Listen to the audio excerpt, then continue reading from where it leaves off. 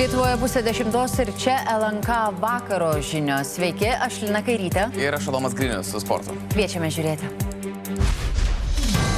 Rietenos dėl NT mokesčio gali virsti skrybomis. Negana to, laisviečiai stoja į naują ataką prieš konservatorius, o lėkštė Seime jau dužo iš tikrųjų. Neša laimę. Lietuva ir vėl sužibėjo kaip turtingų rusų užgaidų tenkintoje. Apeinant sankcijas, geležinkeliais per mūsų šalį į Rusiją vežti nauji ir prabangus automobiliai. Galimai oligarchus aptarnaujančioje schemoje 4 įmonės.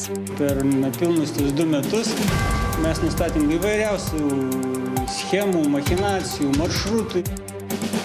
Ginče dėl ambasadoriaus Bajarūno žongliravimas postais. Ką Nausėda įsivaizduoja vietoj Landsbergio? Puikiausiai ją įsivaizduočiau užsienio reikalų ministro pozicijoje. Izraeliui gedint prieš mėnesį Hamas teroristų skirstų aukų, žydų kariuomenė skelbė įžengusi į Gazos miesto centrą.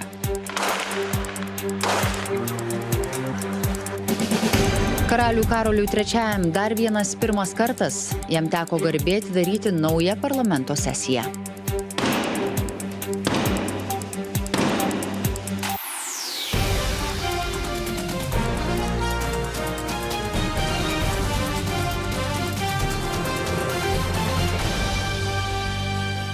Prezidentas Gitanas Nausėda sako, konservatorių pasiūlytas nekilnojamojo turto mokestis yra antisocialinis. Nausėda jį vetuotų. O dėl mokesčių kilęs ginčas taip skaldo valdančiuosius, kad jau svarstomas skyrybų scenarijus. Kaip valdžia atrodytų be Laisvės partijos? Panašu, kad didelių darbų iki rinkimų nebesitikima, o laisviečiai stoja į naują ataką.